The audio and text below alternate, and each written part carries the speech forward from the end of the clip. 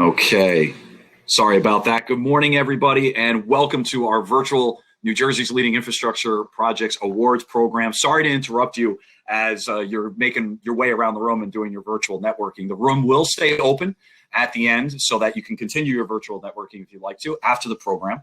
And at the risk of stealing some of Jerry Keenan's thunder, or I'll introduce him in a second, this is one of my favorite events too. And this is a really good one where we get to celebrate not only the projects, but the teams that come together for these projects. So very briefly, before I introduce Jerry, wanted to go through a quick tech rundown with everybody one last time, since there are a lot of newbies on this one, first time using our virtual platform. If you run into any audio visual issues, the easiest thing to do is just refresh your browser. Refreshing your browser for some reason seems to take care of like 99% of the issues. You can also make sure that you're using either the newest version of Microsoft Edge or Google Chrome. Those are the two best that work with this program. And make sure that you're outside of like a company firewall or something like that. You do want to do that. Now, you can also, whenever you see like a video screen coming up, your PowerPoint presentation, whatever, you can click on the little 4 arrows in the upper right-hand side of that video feed, and it will show in full screen mode. And that way you can take up the entire screen. We are going to be showing a presentation today that has drone footage, has photos, things like that. So you might want to see that in full screen mode. But you can also keep it in this default mode where you'll have Jerry Keenan on one side presenting everything, and then you'll also see in a bigger screen the presentation. Last thing I'd like to mention is the chat function. So on the right-hand side of your screen, you see all the participants, you'll see a Q&A, you'll see the chat. If you have any issues today, if you run into any technical problems, type it into the chat. And myself, Bill Healy, Lynn Swalje, and Penny Grasso, we're all here for you. So if you do run into any problems, you can type it into there, and we'll send you a private message back, and we can work out any problems that you might have. Also in that chat, we have passed along the pre-registration list for today, so you can take a look at who your fellow attendees are. If you'd like to network with some folks, please reach out to one of us. We'd be happy to help. And we also have important information about our sponsors there today, and any other information that the staff would like the agenda is also going to be there as well. We can also send the presentation when this is all over. If you'd like to, we can send the presentation to you as well. Just either reach out to myself, reach out to Penny, or reach out to Lynn, and we can take care of that for you. So without further ado, I've taken up enough of your time. Allow me to introduce the president of the New Jersey Alliance for Action, Jerry Keenan. Jerry?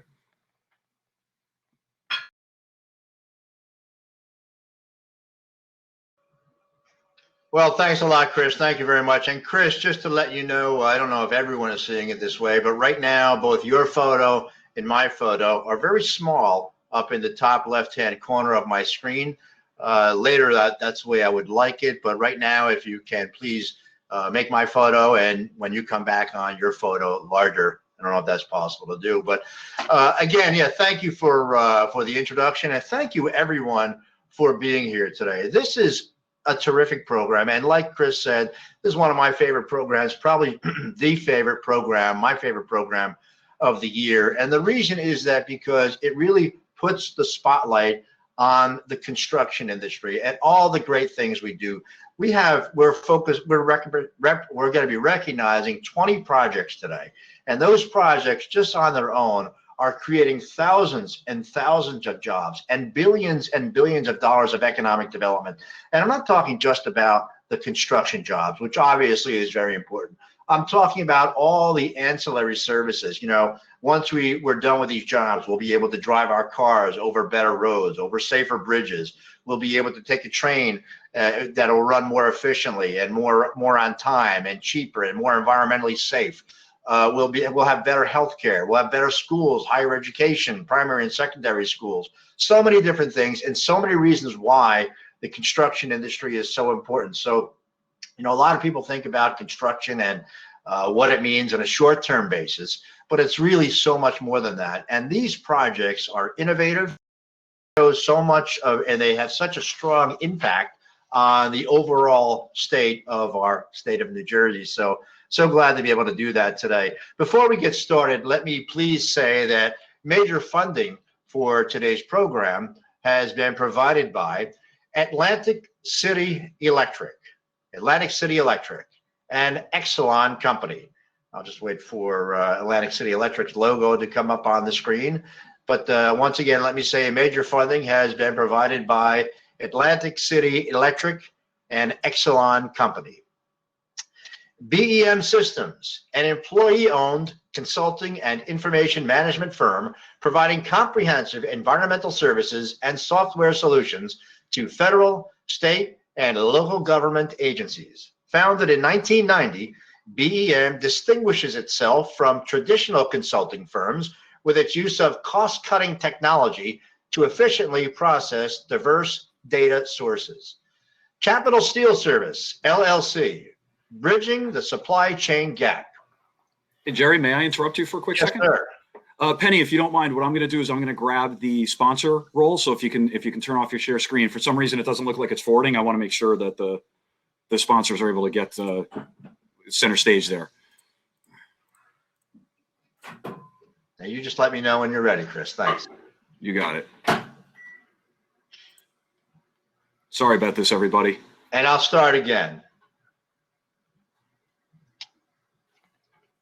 There we go.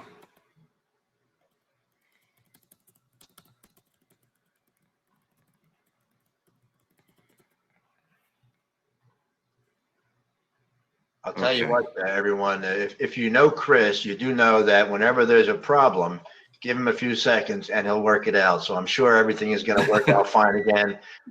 Chris is like gold in our office. So he's so good that he's unfortunate because we call on Chris to fix everything. So, and he always does. That's scary. No, I'll just. All right, just give me 2 seconds. I think I have it. This should do it, everyone. There we go.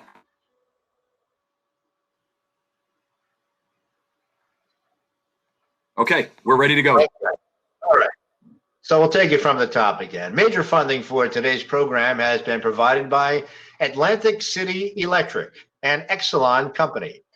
BEM Systems, an employee-owned consulting and information management firm providing comprehensive environmental services and software solutions to federal, state, and local government agencies.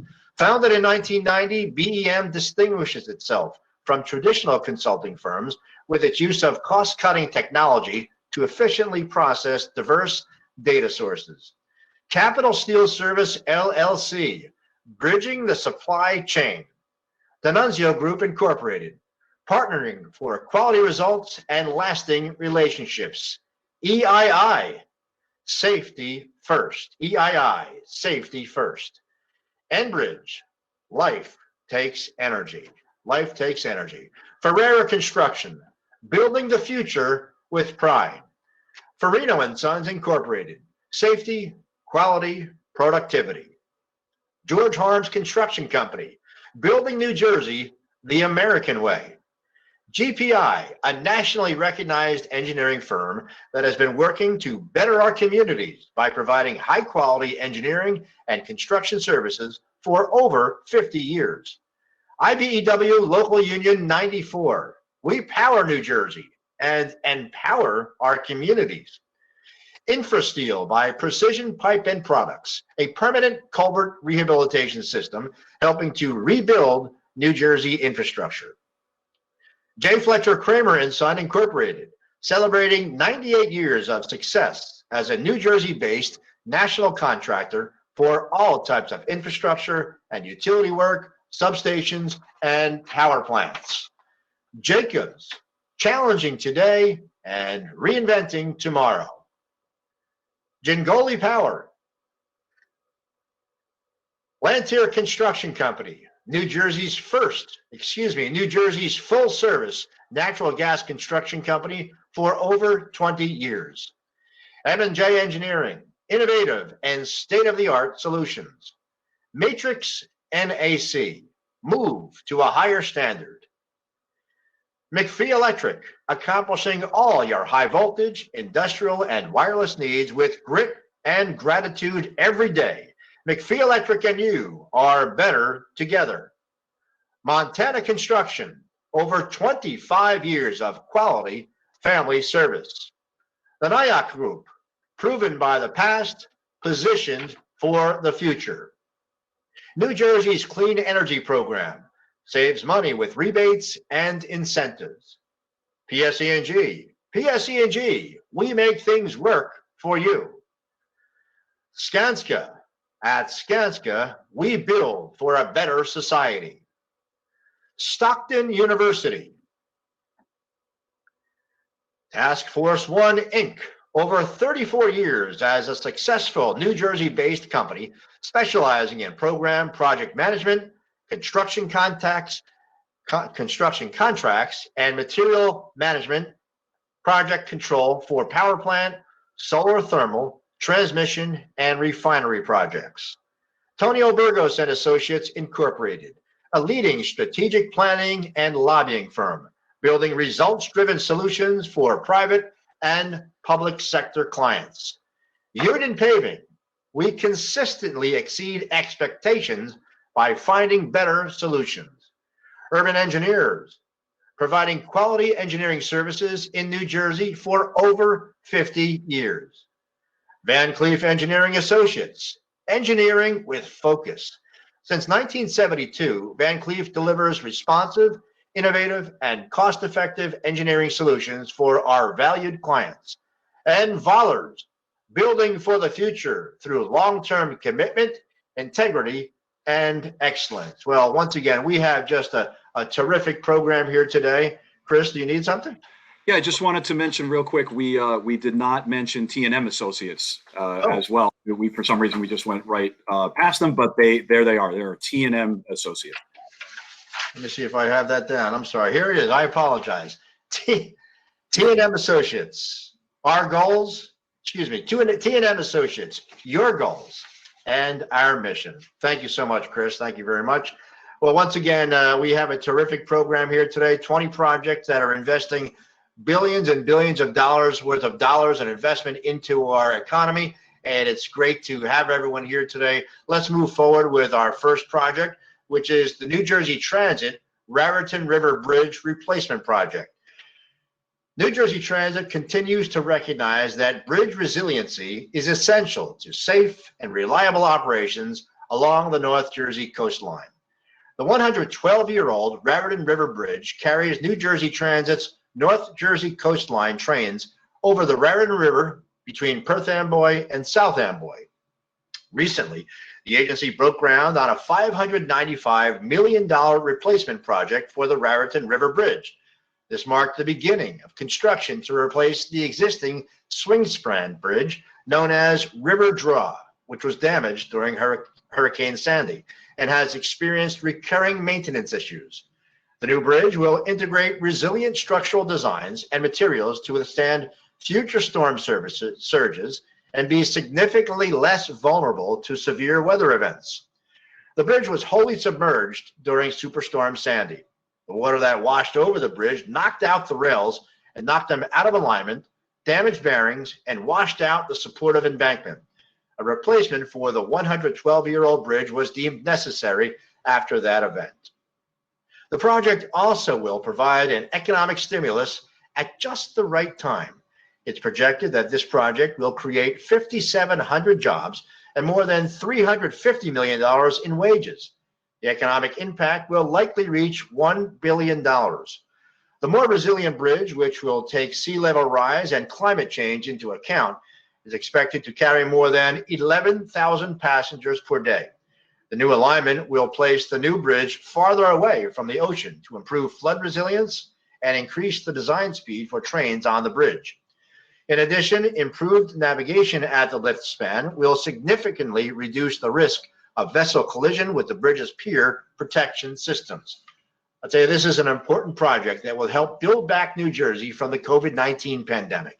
So please join me. And as we do these award presentations, please know this is going to be obviously different than what we've done in the past. In the past, we would call people up to the stage and the podium. We would present them with their award, and they would take a group picture with all of the other recipients for the project. This is being done differently this year. We will call out the name of the key contact for the company and the company name. And then following, you'll be receiving today or tomorrow your certificate plaque in the mail. So that's how it's being done differently this year. So Lise, let me please welcome and highlight Tom O'Connor, AECOM Mott McDonald joint venture. Robert Perilak, AECOM, Mott McDonald joint venture. Ryan Hill, Conrail. Rob Harms, George Harms Construction Company, Inc. Richard Cross, Hardesty Hanover, Gannett Fleming joint venture.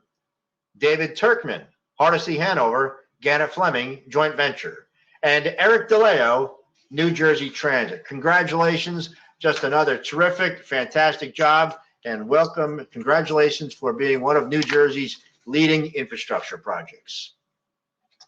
So let's move on to our next award now. Our next award is the NJDOT Route 72, Manahawkin Bay, Contract 1A and 1B.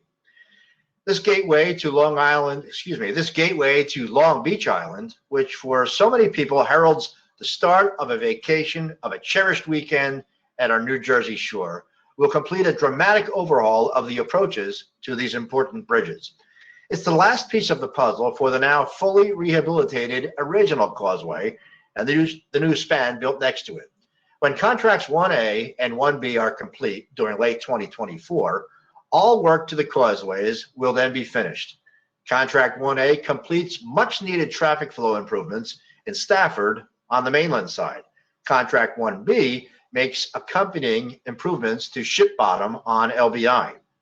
And if you've ever sat in traffic on rental change day, this is an upgrade you've all been waiting for. Here's a sampling of what's in store for these contracts. On LBI, widening of a 2/3 mile stretch of Route 72, and for those of you in the know, that's 8th and 9th Street. In Stafford, a new 3rd lane to Route 72 at Marcia Drive. Widening improvements at the accompanying crossroads at Barnegat and Central Avenue and Long Beach Boulevard. Flooding and drainage improvements. Pedestrian safety enhancements at Circle Drive. Your vacation will both begin and end on a much happier and, may I add, in a much more expeditious manner. While you're on LBI and visiting nearby, take in the dramatic Forsyth Wildlife Refuge rehabilitation improvements.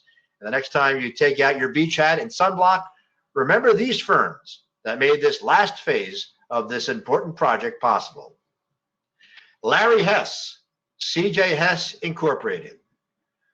Tom DiBartolo, Monmouth Ocean Building and Construction Trades Council. George Kuhn, New Jersey Department of Transportation. And Kuldip Singh, WSP USA. Once again, congratulations on a great project and for working on one of New Jersey's leading infrastructure projects, which we like to call for short, New Jersey Leaders. So congratulations. And Penny and Chris, if I can just ask, when I'm reading these presentations, you can you don't need to highlight me. Make me small in the top left corner again and let everyone see the videos much bigger. Thank you. Our next project award goes to the Port Authority of New York and New Jersey for the replacement of the vertical circulation elements at Exchange Place and Newport stations. Vital path station points are the Exchange Place and Newport stations in Jersey City. With Hudson being our state's fastest growing county, these stations have taken on greater importance, moving many New Jersey residents to jobs on both sides of the river. Unfortunately, both of those stations suffered critical damage in Hurricane Sandy, and the replacement of escalators and elevators at the stations is critical to allow disabled Americans to maintain their access to employment, a right guaranteed by the Americans with Disabilities Act. So work on a total of 7 escalators and 6 escalators must continue while maintaining access for those who are disabled. It's tough to do, but it's a must. This is not as simple to say putting in a new elevator equipment into an existing shaft. No, Hurricane Sandy damaged the shafts themselves, and they must be reconcreted and rebuilt with rebar. Usually, you use equipment like this in a barren setting, as these stations were when they were first built. But instead, on this project, the equipment is being used in a setting with thousands of commuters every day. It's like building an addition to the middle of your house while trying to live in it every day, which is obviously very tough. Think about that for a minute. The contractors are almost surgical in their techniques to allow traffic to keep passing back and forth. The Alliance pays tribute to the following team of firms who have persevered in this project, slated to be completed in 2022. They are Robert Witt, Gannett Fleming Incorporated, Pat Kelleher, Hudson County Building and Construction Trades Council, Gerald Madawa, Cone Incorporated, Gabe Battaglia, LB Electric, Patrick Stacy, Mid-American Elevator, Peter Moritz, Parsons, Stephanie Piscopo, the Port Authority of New York and New Jersey, and Mehmet Akinci, Skanska Civil, Northeast. Once again, congratulations for all of your work on one of New Jersey's leading infrastructure projects. Once again, for short, New Jersey Leaders.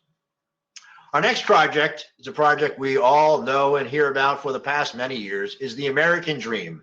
The American Dream Entertainment and Retail Complex is shaping into one of the premier destinations on the East Coast. American Dream will be the East Coast's largest retail, entertainment, and dining attraction. The $6 billion venue will set the pace for the future of U.S. mall development, mixing fashion, fun, and food in a family-friendly, weather-controlled environment.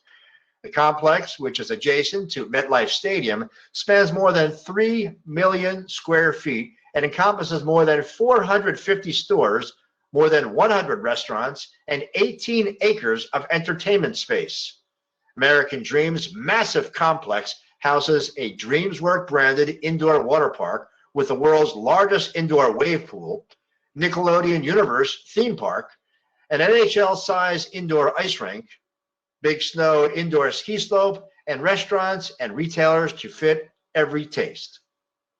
The construction of the American Dream, obviously, is a huge, huge undertaking, and it's had a positive impact on the economy even before it opened its doors. During peak construction times, more than 1,700 workers were on site, and the project used 26,000 tons of structural steel, 120,000 cubic yards of concrete, 105 miles of piles, and 367 miles of conduit. All in all, the project has supported more than 5 million work hours by the construction trades. Sitting just outside New York City, the American Dream Complex is easily accessible to over 21 million residents, but it's also uniquely positioned to become a destination on its own for the millions of people who travel through the region each year. It'll be an important part of the state's recovery from the pandemic as we look to build back New Jersey. Please join me in honoring this incredible team who are working on this one-of-a-kind destination in New Jersey. Brian Haig, the American Dream. Jeff D'Annunzio, D'Annunzio Group Incorporated. David Charette, Langen. And David Price, Lindy Griffith. And finally, Wayne Melnick, PCL Construction. Congratulations to the American Dream for being one of New Jersey's leaders. Let's move on now to our next project, which is the New Jersey Turnpike Authority, Newark Bay, Hudson County Extension, and Deck Reconstruction. The Newark Bay Hudson County Extension of the New Jersey Turnpike, also known as the Newark Bay Bridge, is actually a steel-through arch bridge that is continuous across 3 spans. It crosses Newark Bay and connects the cities of Newark and Bayonne. It handles a staggering number of vehicles each day and is a crucial link between Essex and Hudson counties. The New Jersey Turnpike is currently replacing the bridge deck on the heavily used Newark Bay Hudson County extension between exits 14 and 14A. This estimated $100 million project is part of a larger capital reinvestment into the entire Newark Bay extension, which will significantly strengthen and upgrade the 3 spans. The deck reconstruction between exits 14 and 14A will continue while traffic is flowing safely over the span. The work is expected to continue until 2022 and also provide a boost to the economy by employing thousands of construction workers during that time. These workers are continuing the reconstruction safely during the COVID-19 pandemic, and their project will be especially important once again as we build back New Jersey. Notable upgrades will include removal and replacement of the deck joints, new median barriers, new energy-efficient roadway lighting and drainage systems, structural steel repair and retrofit, waterproofing, new paint, and more.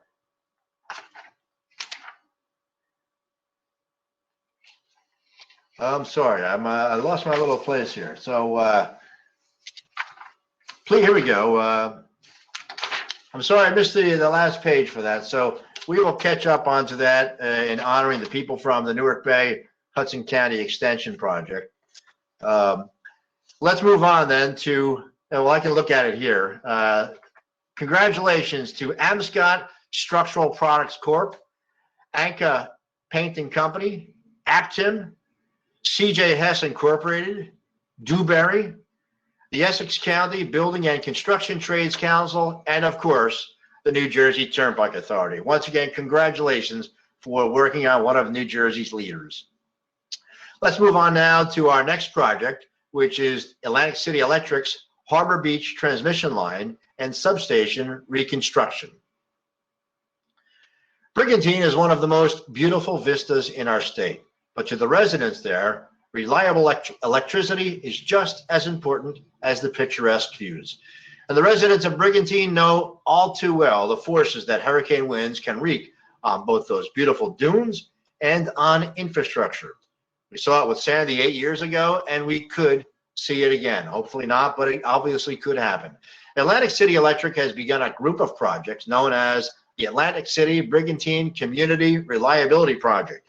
Some of the improvements to protect the nearly 9,000 citizens of Brigantine will include replacing the existing Harbor Beach substation and elevating it several feet above the new flood zones, rebuilding 2 vital transmission lines between Brigantine and Atlantic City, allowing for remote operation of the station if Brigantine Island is cut off from the mainland, adding stronger poles to withstand hurricane-force winds and greater redundancy of the other infrastructure to improve reliability. The roadway is particularly important.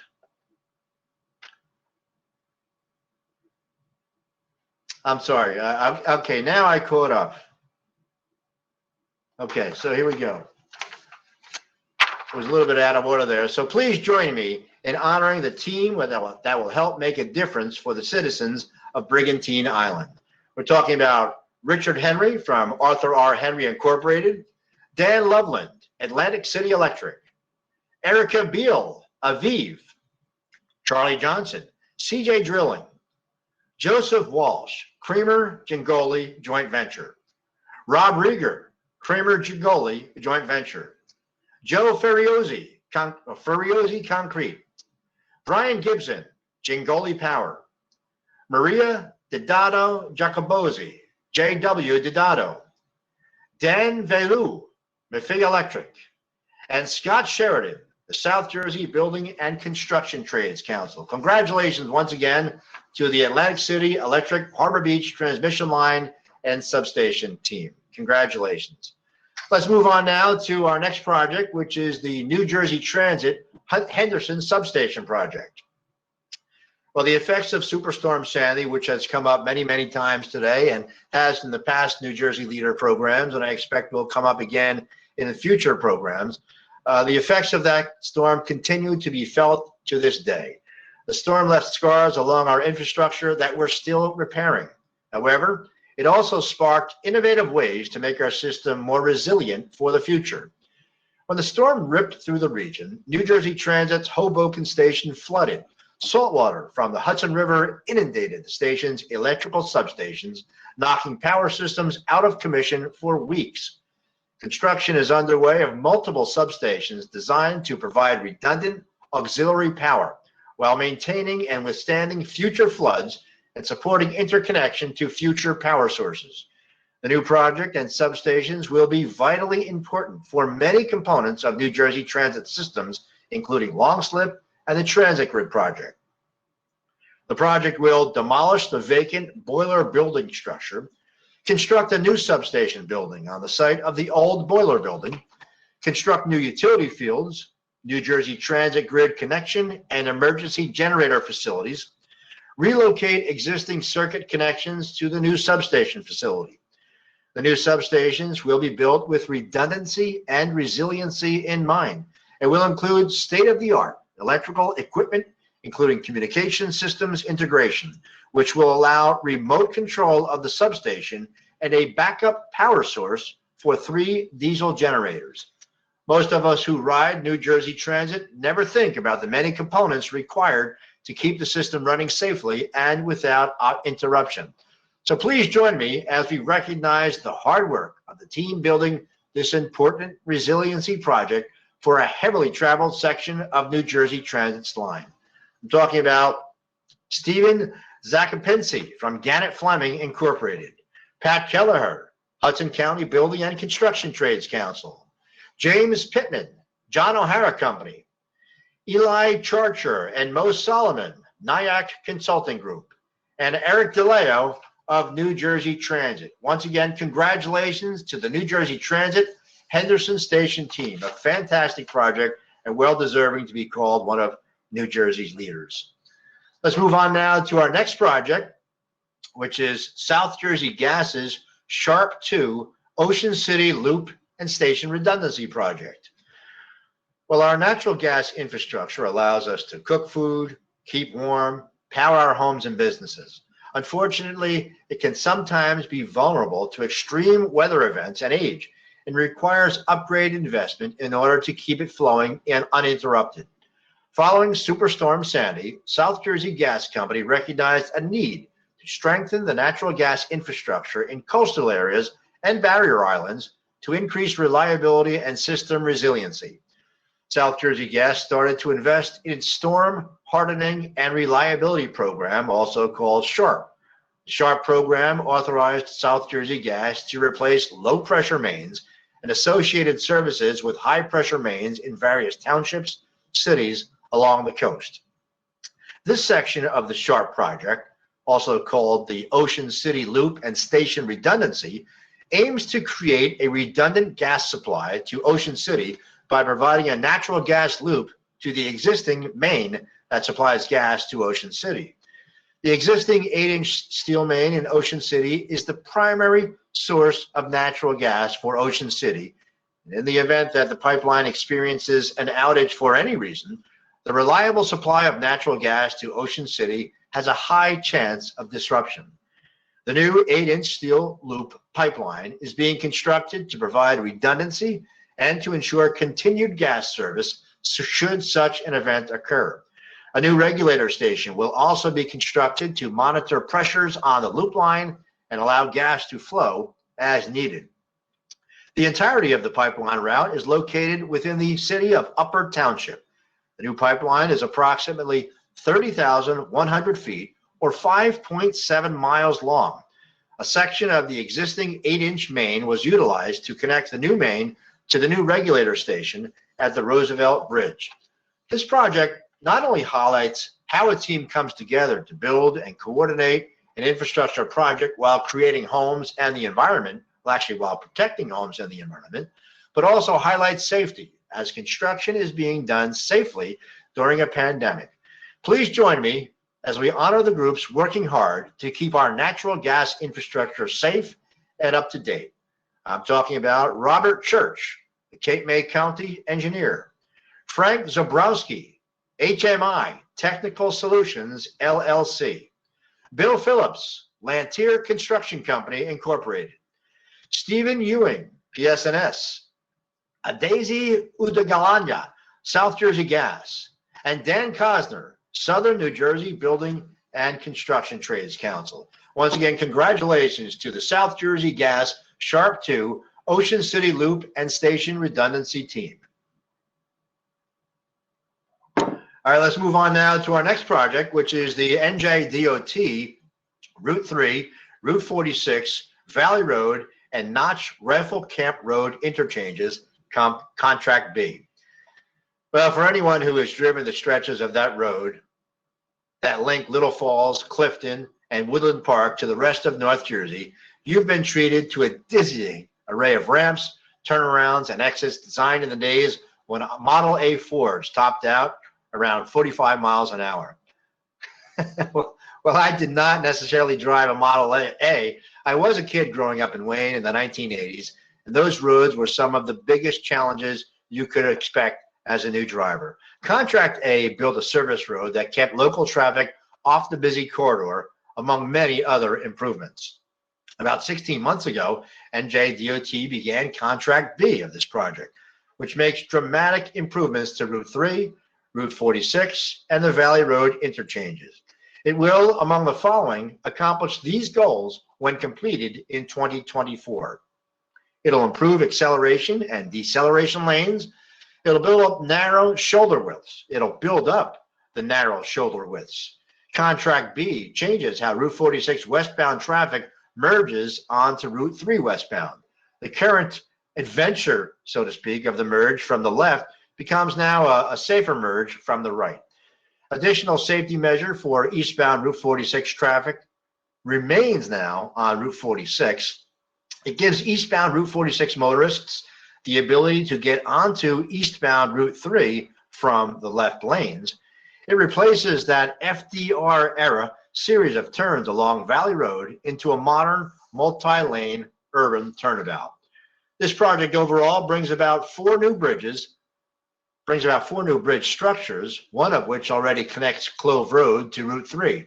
Accompanying these significant improvements will also be new noise walls and retaining walls, and the next bridge will be replacement of the bridge over Lower Notch Road. For making a significant improvement to the lives of North Jersey motorists, the Alliance for Action congratulates these firms forming the team that are performing Contract B. Hardev Dave, the New Jersey Department of Transportation. Cesar Gamio, representing the Passaic County Building and Construction Trades Council. Albert Roughgarden, Stantec Consulting Services Incorporated. And Gerard Birdie, Union Paving and Construction Company Incorporated. Congratulations once again to the team building Route 3, Route 46, Valley Road, and the Notch Rifle Camp Road interchanges, Contract B. Congratulations once again. So now let's move on to our next project, which is Stockton University's Atlantic City campus, Phase 2, another terrific project. Atlantic City is continuing its transformation, and Stockton University is an important piece of that transformation.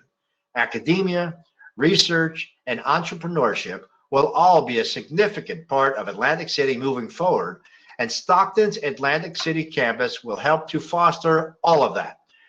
The second phase of Stockton University's Atlantic City campus features a 6-story, 416-bed residence hall, which will be built at Atlantic and South Providence Avenues in the University District and across from O'Donnell Park. The new residence hall and campus is being built with future students' changing needs and desires in mind. Key pieces of the project include a spacious facility at 135,000 square feet, 6 stories high to accommodate open floor plans. As I said, 416 beds, apartment-style rooms, new lounges, meeting rooms, study space, and laundry. Stockton's Atlantic City parking garage. The university is committed to Atlantic City and the surrounding communities and will continue growing its campus there. The project is also a public-private partnership with the Atlantic City Development Corporation, or AC-DevCo, the nonprofit organization that is developing the Gateway area, which currently includes Stockton University, Atlantic City, and the new South Jersey Gas headquarters, which are all helping to transform Atlantic City. The project and the campus is creating jobs for New Jersey residents and will help as Atlantic City's economy continues to diversify in the future. Please join me now in celebrating the team helping to grow Stockton University's Atlantic City campus.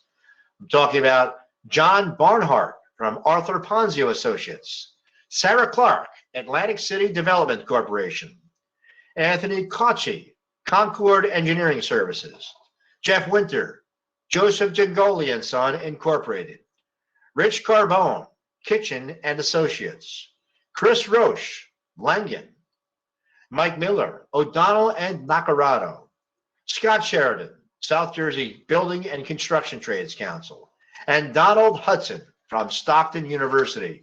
Once again, congratulations to the Stockton University Atlantic City Campus Phase 2 team. Terrific. We'll move on now to our next project, which is the Delaware River Port Authority Benjamin Franklin Bridge Rehab of the suspension span and anchorages. It's the gateway to Camden for Philadelphians and to the city of brotherly love for us New Jerseyans. But the Ben Franklin Bridge, whose construction began 100 years ago next January, has seen a lot of wear and tear since first opening to vehicular traffic in 1926. I'll tell you what, 100,000 cars a day will see to that. Here's just some of what is taking place.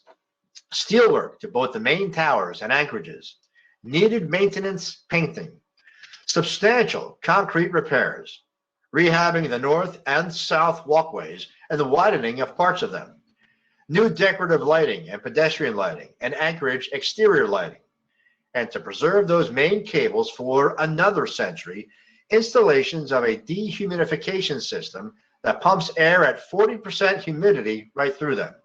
Please join us in recognizing the great team of companies and contractors who have been working on this project since last February and will continue doing so until December 2024. It involves some of the biggest players in the field, a real all-star team of companies led by Barry Culford, representing AECOM Technical Services, Inc., Mike Venuto and Liz Claude, Delaware River Port Authority, Tom Napolitano, Gannett Fleming Incorporated, Pete Mazzio, HNTB Corporation, Rebecca Clark, Skanska Koch Incorporated, Dan Cosner, Southern New Jersey Building and Construction Trades Council, Andrew Hartman, Thornton Tomasetti, Mike Cuddy, Trans Systems, and James Balella, Urban Engineers. And let me just go back, please, when I recommended or mentioned Tom Napolitano. Of course, Tom Napolitano represents GPI. So Tom Napolitano, GPI, and welcome and congratulations to all of the companies and organizations working on this, on the Benjamin Franklin Bridge Rehab and the suspension span and anchorages. Congratulations on a terrific project. Let's move on now to our next project, which will be the Port Authority of New York and New Jersey PATH Hoboken Flood Resiliency Project. New Jersey's most famous singer, many people say Bruce, but we have to go old school here. It's actually the great Frank Sinatra, born in 1915. His original home was actually not that far away from our next project honoree, and that's the Hoboken PATH Station, now the beneficiary of a substantial flood resiliency project. As this audience is all too well aware, Hoboken suffered substantial flooding damage from Hurricane Sandy, and one of the places that took the greatest brunt of the force of those floodwaters was the PATH Station in the hometown of Old Blue Eyes. Data drives importance. Hoboken ridership on PATH, and this is actually pre-pandemic, was over 680,000 riders monthly, second only to Newark's 698,000 monthly passing through their gates. The flood resiliency project consists of the installation of flood doors at 4 stairways, horizontal flexible fabric protection system at 1 critical stairway, reinforcement of or replacement of existing stairs, associated site work at one of the oldest of PATH stops. The overall work is being done to safely accommodate the weight of floodwater and the flexible fabric during an actual flood event. The flexible barrier fabric is probably about the size of an 8 garage doors put together.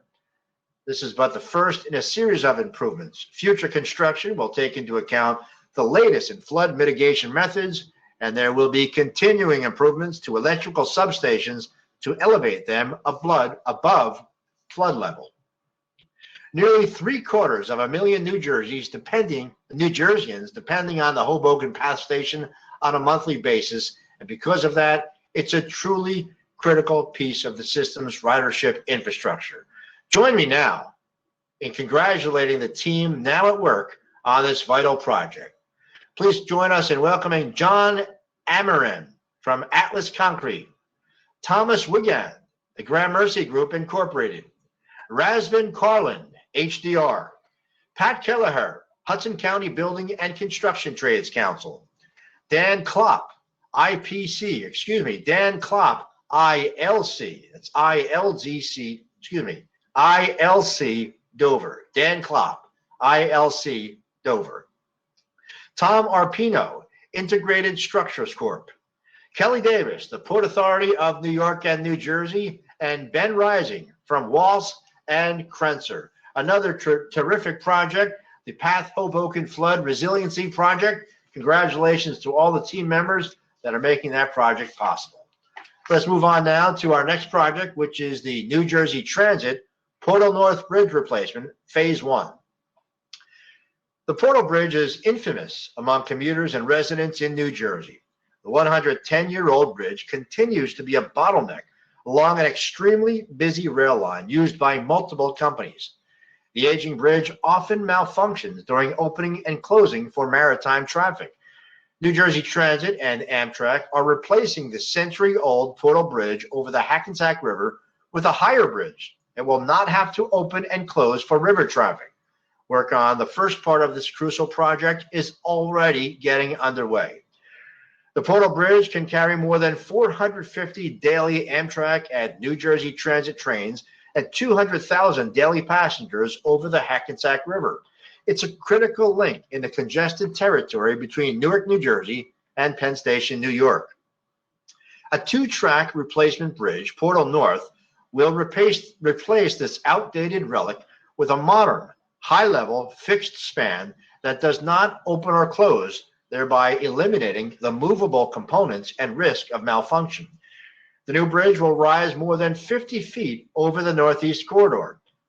Portal Bridge North is an important element of the broader Gateway program to double rail capacity between Newark and New York.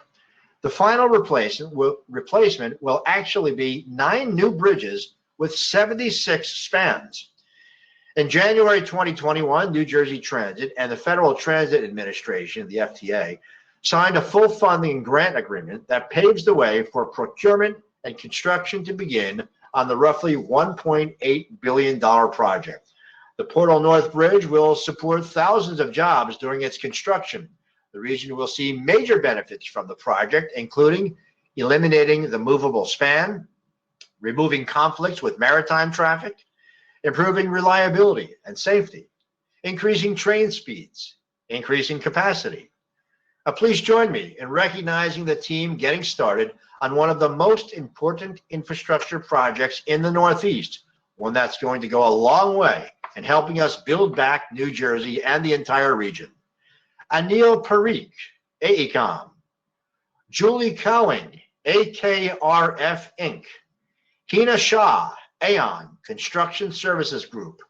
Greg Jennifer, Armand Resources Group. Mittal Patel, BEM Systems, Inc. Leslie Mesnick, the Caladium Group. Maura Fitzpatrick and Halliday, Inc. Richard Cross, Gannett Fleming, Inc. Marie Corrado, the Gateway Development Corporation.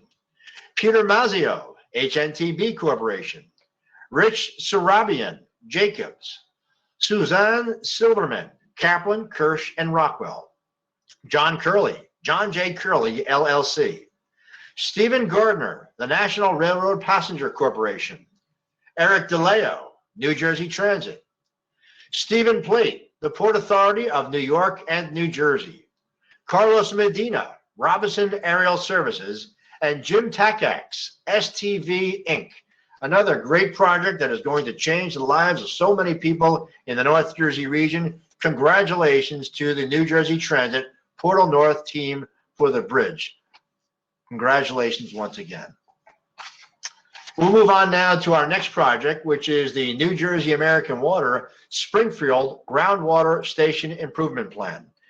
Well, we've said it many times before. Water networks are some of the most vitally important infrastructure systems in our society. Access to clean water is critical for economic development and overall public health. As the largest water service provider in the state, New Jersey American Water takes great pride in what they do, and they hold themselves to the highest standard in delivering safe, clean, reliable, and affordable drinking water to the 2.8 million people they serve. New Jersey American Water and its partners are proactive leaders in designing and testing new ways to effectively treat emerging compounds that can hurt water systems. Located in Springfield Township, Union County, the Short Hills Station's groundwater supply exhibited trace levels of man-made chemicals called PFAS. In the interest of public health and after extensive testing of an innovative technology, the company fast-tracked the implementation of a strong base anion exchange, better known as AIX system, nearly 9 months ahead of a new rule of implementation by the New Jersey Department of Environmental Protection. PFAS removal will be achieved through the use of this AIX system media technology in 2 contractor trains with pre-filtration. New chemical systems, pump upgrades, and other associated work is also included. This key facility provides water supply to the communities of Hillside, Springfield, and Union, and also supports transfers from New Jersey American Water's Raritan system, that is, to the Passaic system when needed. Join me now as we recognize the companies for keeping the region's water systems clean for both residents and businesses alike. Join me in welcoming Richard Bowen from Bowen Engineering Corporation, Carolyn Zabrowski Jr., Mott McDonald, Robert Beeler, New Jersey American Water, Chrisandra Daleski, R. Spark Incorporated, and Richard Malcolm from the Union County Building and Construction Trades Council. Congratulations once again to the New Jersey American Water Springfield Groundwater Station Improvements Team. Let's move on now to our next awardee, another great project, Enbridge's Lambertville Solar Project. It's been said that the blue flame is essential for going green, and the Lambertville Solar Project is a groundbreaking development that will pair renewables and natural gas. And Enbridge is approaching this promising natural gas renewables partnership from a totally fresh angle. The brand new 2.25 megawatt solar facility in West Amwell Township is designed to help power a portion of Texas Eastern's Lambertville compressor station, helping transport natural gas for use by local homes and businesses.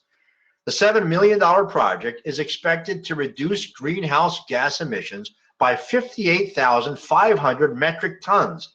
That's the equivalent of taking more than 12,000 cars off the road over the project's lifetime.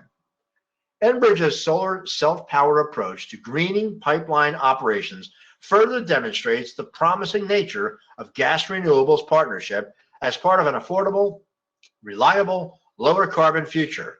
As an abundant, low-cost, clean-burning source of energy, natural gas already complements a larger scale deployment of weather-dependent renewables. Using renewable power from the Lambertville Solar Project will also result in cost savings for Enbridge's customers, including natural gas utilities, power plants, and industrial facilities. Enbridge's Lambertville Solar Project provides an innovative way to integrate renewable energy technology into supporting existing energy delivery infrastructure. Creative projects like this will be important to our energy future and help us build back New Jersey. Please join me now as we celebrate the team working on this truly innovative energy project in New Jersey. Danny Lee from Blue Oak Energy, Caitlin Tessin, Enbridge, Jim Ratchin, High Energy Electric, Olga Applegate, Ninza LLC, Dominic Martinelli, Pro Circuit Electrical Contracting LLC, Michael Ardman, the Reynolds Group Incorporated, and Sal Simonetti, the Somerset County Building and Construction Trades Council. Once again, congratulations, a great project, the Enbridge Lambertville Solar Project. Congratulations to all the team members making that possible. Let's move on now to our next project. Our next project is the Njdot Pulaski Skyway Contract 5 Carney Ramp Replacement. Many Alliance members will remember the dramatic pictures of the years of wear and tear on the Pulaski Skyway. Prior to the start of its reconstruction after 2014 of the 2014 Super Bowl at MetLife Stadium, it was evident that it was long past its intended shelf life envisioned when it opened all the way back in 1932. That same year, FDR's presidential campaign played the song "Happy Days Are Here Again." That shows you how long time ago it was. Now we have a rehabilitated span that is good for another 3/4 of a century as it joins Hudson and Essex counties, and it alleviates the pressure points on traffic in other thoroughfares into Hudson County and to our Gold Coast. But no project is truly finished until the details are done, and the Carney ramp is just that type of important detail. The Carney ramp replaces all the decking, the piers, and the steel superstructure that carries the ramp from local roads of South Carney to the Skyway itself. Overall, the Pulaski Skyway project will cost more than $1 billion. As the Alliance for Action noted in giving this award, the reconstruction of the Carney ramp involved real out-of-the-box thinking. The decking was redesigned to make use of a cast-in-place exodermic deck panel system. This alleviated a real problem encountered when previously approved concrete mixes could not be pumped to the heights necessary for the Carney ramp. This is a great example of cooperation that goes on every day between our state's designers, our contractors, and our nationally recognized Njdot, led by Commissioner Diane Gutierrez-Scicchetti. Please join me in recognizing the true innovators for the Carney ramp replacement project. I'm talking about Peter Mastrola of Ferrera, Tudor Perini, a joint venture. Pat Kelleher, Hudson County Building and Construction Trades Council. Ryan Adams, Michael Baker International Incorporated. And Scott Thorne, the New Jersey Department of Transportation. Congratulations to the team working on the Pulaski Skyway Contract 5, the Carney Bridge replacement. Congratulations. Let's moving forward now. Our next project is a project you've all heard many, many times. We're talking about the New Jersey Transit Positive Train Control Project. New Jersey Transit's highest priority is rider and staff safety. The implementation of positive train control across its entire system will improve safety and meet federal mandates by the Federal Railroad Administration. Positive train control, better known as PTC, is a new technology to enhance rail safety by monitoring and controlling train movements using global positioning system, GPS technology, Wi-Fi, and high-band radio transmission. PTC is capable of automatically controlling train speeds and movements, thereby reducing the risk of accidents due to human error. PTC is intended to prevent train-to-train collisions, derailments caused by excessive speed, unauthorized train movements in work zones, and movement of trains through switches left in the wrong position. As a new technology, PTC requires design, development, prototype testing, equipment retrofitting, and system-wide track implementation. PTC systems feature computer-based communications across lines. New Jersey Transit's rail system includes 12 commuter rail lines, most operating on tracks shared with other freight and passenger railroads. The coordination required to ensure interoperability with New Jersey Transit's 5 tenant railroads, including Conrail and Norfolk Southern, and adds significantly to the complexity of the project. While PT safety benefits are significant, New Jersey Transit must also install, integrate, and test communication systems, hardware on locomotives and along the side of the track, and software in the ROC, on board the train and along the track. Your next trip on a New Jersey Transit train will be significantly safer due to the efforts of the team we're here recognizing today. So please join me as we honor Joe Quigley from Alstom, Gary Matz, HNTB Corporation, Eric DeLeo, New Jersey Transit, Kathy Campbell-Wilson, Parsons, Richard Heller, Van Alt Electrical Construction, and Andy Paluri from WSP USA. Again, the positive train control is a terrific project. Congratulations on getting it all done on time, and congratulations to the team for making that possible. Let's move on now to our next project, which is the Newark Lead Service Line Replacement Program, Phase 2. The city of Newark began addressing its water crisis in 2017 and can now boast an accomplishment that officials said no other city with lead water issues can. In 1.5 years, the municipality has replaced 15,000 lead service lines through its 5 wards, with up to 6,000 lines left to go through the city's 5 wards. It looks like the program will conclude in the spring of next year. When trace lead levels rose in 2017, the city had to immediately think about full lead line replacement, and the biggest challenge was funding. Newark was able to secure a $120 million loan from Essex County in August of 2019 to expedite the timing of this already existing lead service line replacement program, which significantly decreased the replacement timeline from the 10-year plan. Phase 4 of the program is a challenge, as it is confounded by the COVID-19 pandemic. But crews have been working safely around the clock to replace the lines across the city. Logistical planning was the key, as the companies needed to access many residences quickly as to the true scope of the water crisis emerged. In addition, the city engineers, construction partners, and labor all worked together to educate residents on both the need for this replacement program and what to expect through the process. All of this is being done at no cost to the residents. The replacement program is dramatically reducing lead levels in water distribution across the city of Newark, and a new testing program is in place to protect for the future. Let's celebrate the companies who are all working together to keep Newark's drinking water safe and clean for future generations. Let's congratulate Brian Farrelly of CDM Smith, Mayor Ross Baraka, the city of Newark, Lino Santiago, Essex County Building and Construction Trades Council, Tony Oliveira, the Heavy and General Construction Laborers Local Union 472, Greg Lalevy, the International Union of Operating Engineers Local 825, and Lisa Ballerini, Montana Construction Corp, Inc. Congratulations to all of you for putting together such a tremendous job and working on the Newark Lead Service Replacement Program. Just absolutely terrific.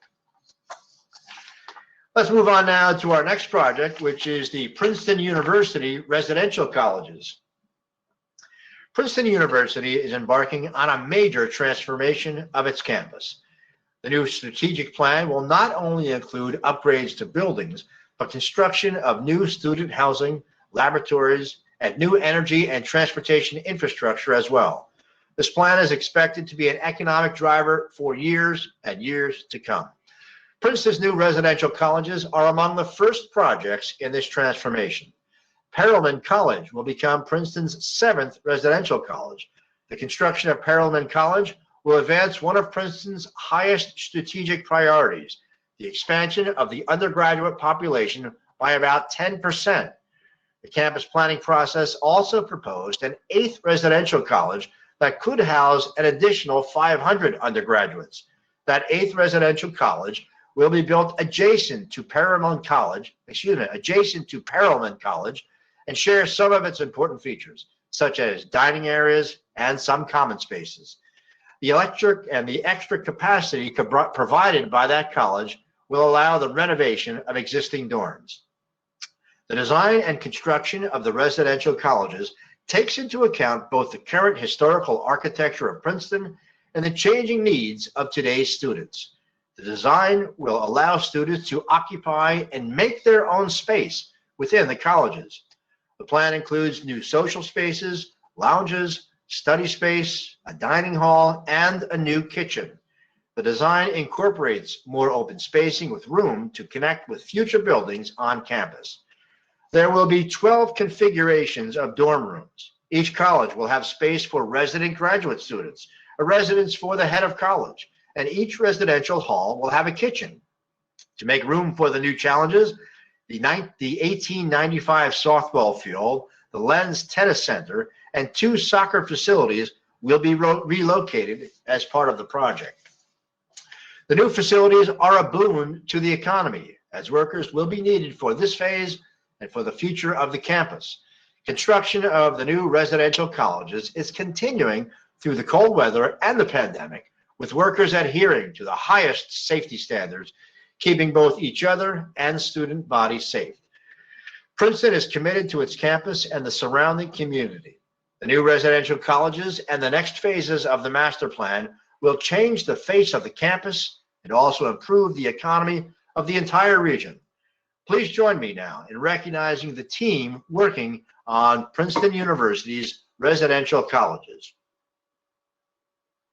I'm talking about Dominic Marinelli from Accessibility Services, Ari Golden, ADS Engineers, Jerry Wolf, Armor Electric, Shanta Tucker, Atelier 10, Dan Heisen, Berlin Steel Construction Company, Georgia Jacomar, BFJ Engineering, Carmen Danesco, Cerami, Brian Turner, Component Assembly System, Maitland Jones, Deborah Burke Partners, Ed Walls, DM Sabia, Corey Robbins, EDA Contractors, Mark Van Leuven, Faleska Mechanical, Mark Simmons, Front Incorporated, Chris Catalano, Glazing Concepts, Matt Krebs, High Concrete Group, Dan Dirchel, Hunter Roberts Construction Group,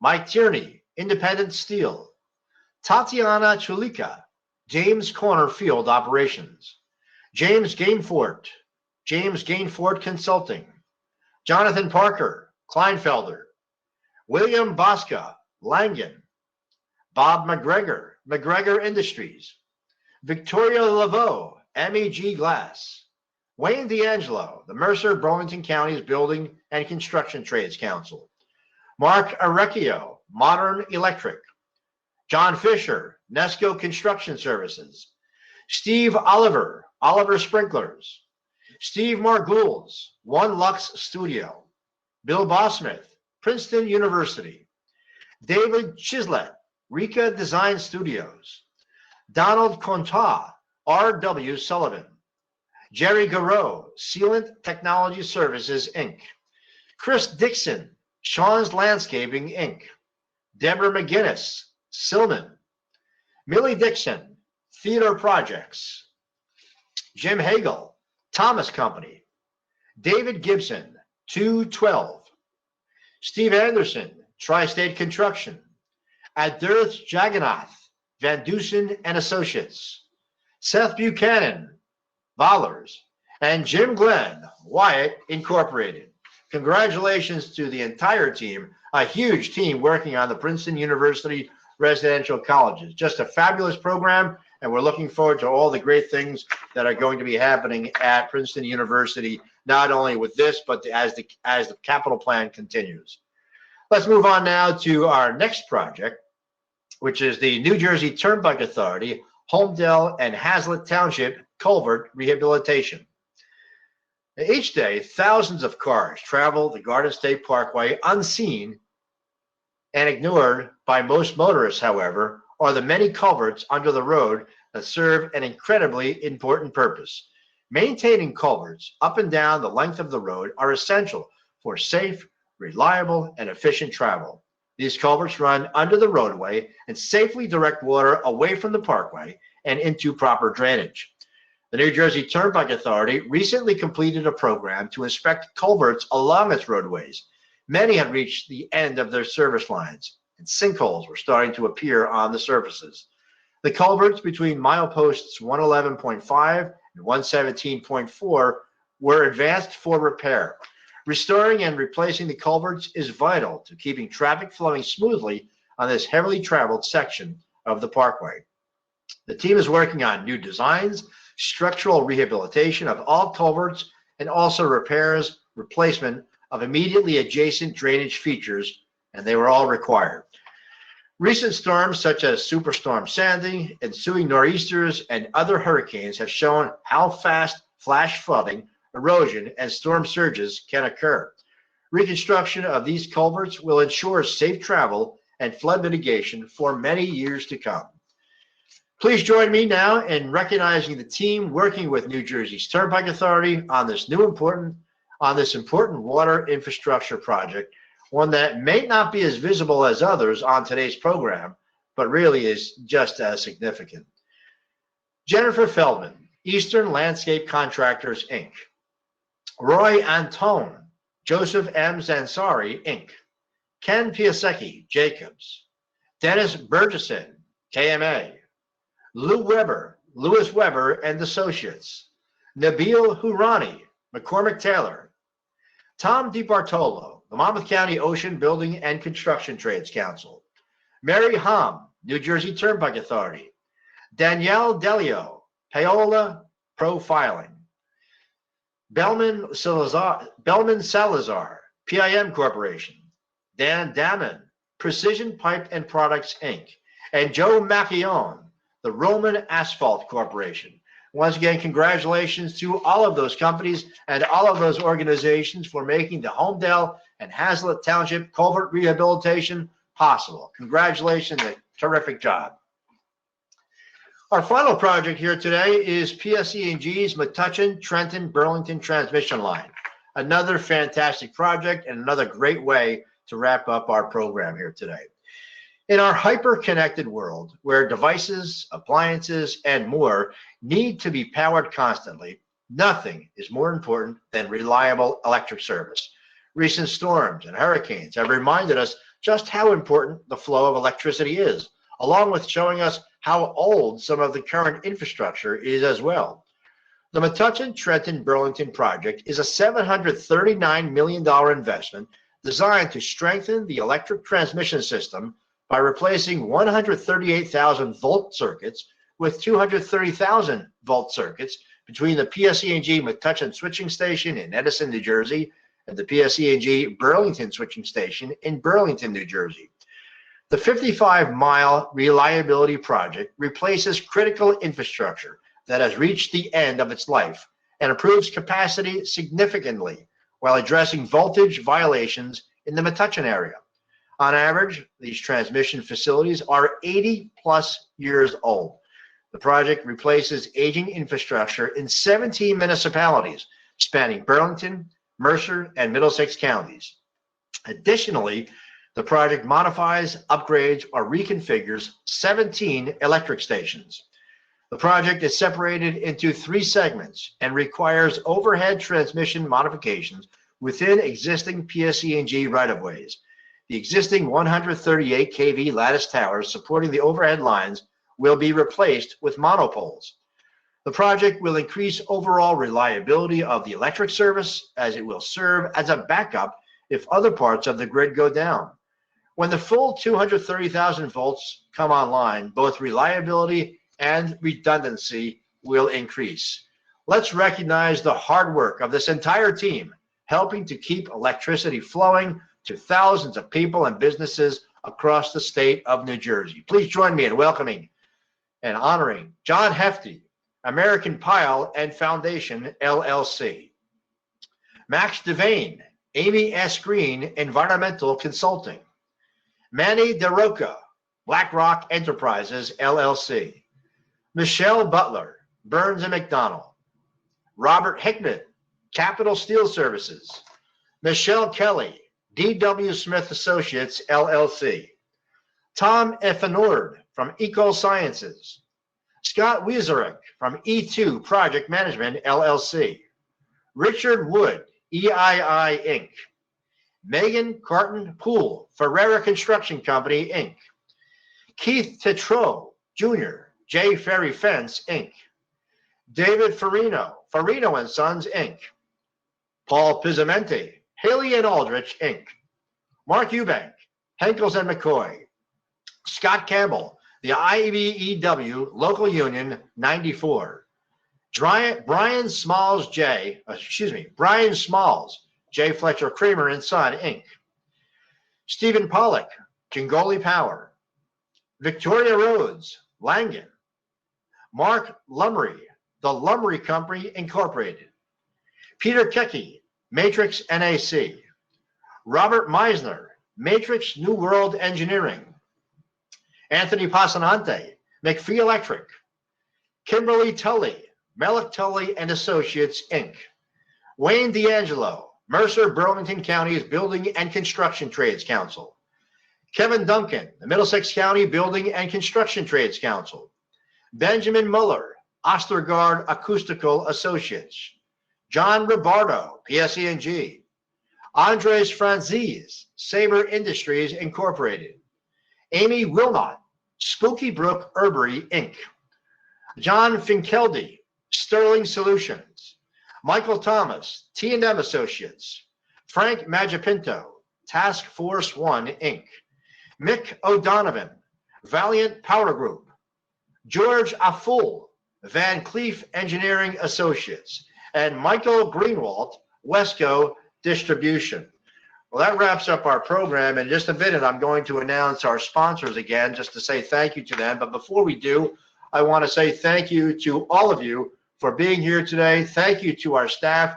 This is a tremendous undertaking by our staff. Our Chris and Lynn and Penny have been working on this program literally since the middle of October. It's a tremendous undertaking, but it's well worth it. It's a great program and great opportunity to highlight the work of the construction industry and the billions and billions of dollars it puts into our economy every year. So thank you so much for being here. We have a number of upcoming programs that I hope you can attend next month. Starting at the March 2nd, we'll be having our Inside Scoop series picking up again. Our speaker will be Diane Gutierrez-Cacchetti, the Commissioner of the Department of Transportation. That'll be on March 2nd. On March 19th, Amtrak President Stephen Gardner, the Amtrak President, Stephen Gardner, will be with us to outline Amtrak's upcoming capital plan. March 23rd, New Jersey American President Cheryl Norton will be with us. And on March 30th, DRPA Chief Engineer Mike Venuto will be joining us. So before we get, let me just wrap by one more time thanking all of our sponsors. Let's take it from the beginning. Our sponsors are Atlantic City Electric and Exelon Company. BEM Systems, an employee-owned consulting and information management firm providing comprehensive environmental services and software solutions to federal, state, and local government agencies. Founded in 1990, BEM distinguishes itself from traditional consulting firms with its use of cost-cutting technology to efficiently process diverse data sources.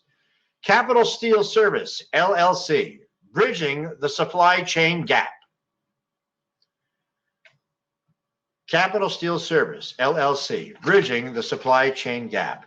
D'Annunzio Group, Incorporated, partnering for quality results and lasting relationships. EII Incorporated, safety first. EII Incorporated, safety first. Let's move on now to Enbridge. Enbridge, life takes energy. Ferrera Construction, building the future with pride. Ferrera Construction, building the future with pride. Farino and Sons Incorporated, safety, quality, and productivity. George Harms Construction Company Incorporated, building New Jersey the American way. That's George Harms Construction, building New Jersey the American way. Let's move on now to GPI.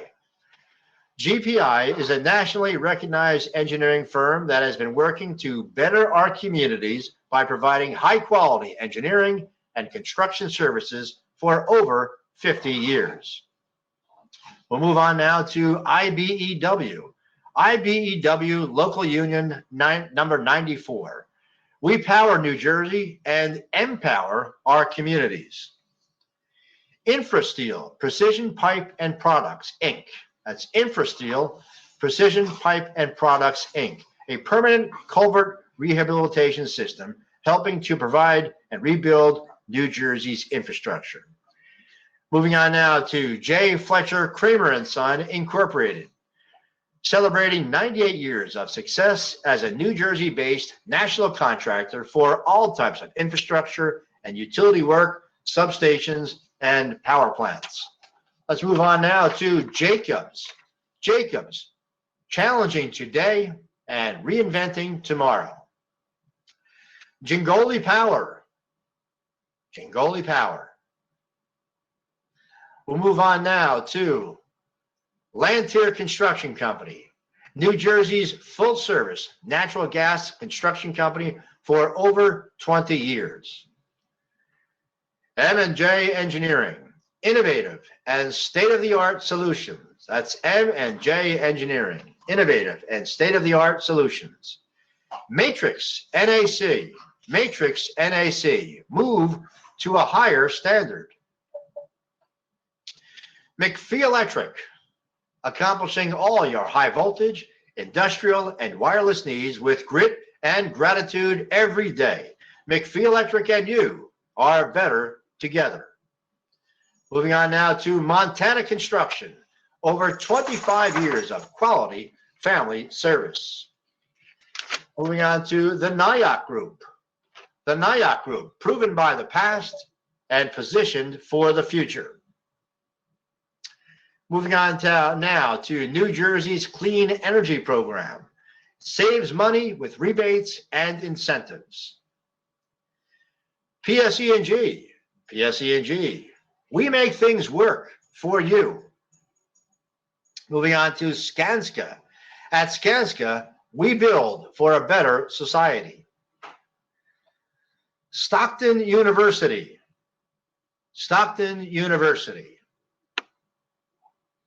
Moving on now to Tnm Associates. Your goals, our mission.